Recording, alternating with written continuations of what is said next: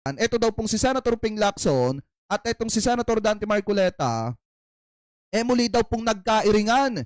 Dito daw po mga kababayan sa Commission on Appointments meeting tungkol daw po sa Kalayaan Island Group. Diba kung matatandaan nyo, ito yung isa sa pinakamainit na pinagtatalunan mga kababayan ni Marcoleta at saka po ni Senator Ping. So ngayon, ito pakinggan po natin.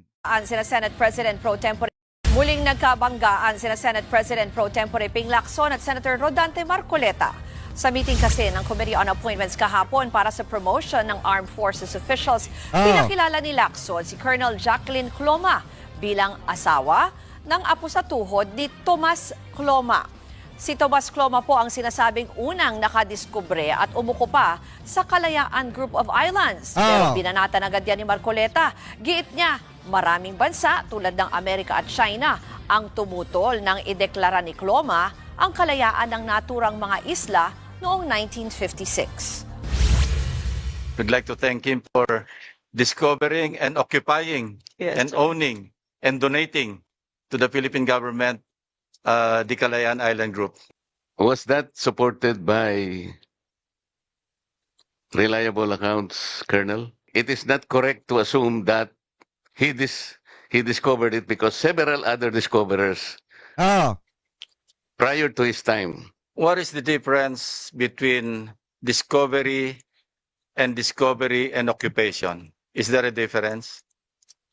You may discover an island, but if you don't occupy it, then you don't occupy it. Ama! Mga kapatid, Wait lang, bitin yan mga kababayan. Ito, tuloy natin dito. Ito kasi yung buo. Yan. I guess Corpus is your maiden name. So is your husband a direct descendant of Tomas Cloma? Ganda kasi mga kababayang anuhin to eh. Ang ganda kasing panoorin kapag nagbabanggaan si Senator Ping at saka si Marcoleta. Kasi laging sunog dito si Senator Dante Marcoleta kay Senator Ping. My husband, sir, happens to be a great-grandson. Great-grandson. Yes, sir, but that Hindi. Yung asawa niya, mga kababayan, yung great-grandson ni Tomas Cloma. his mother is cousin of Tomas Cloma, sir. Yeah.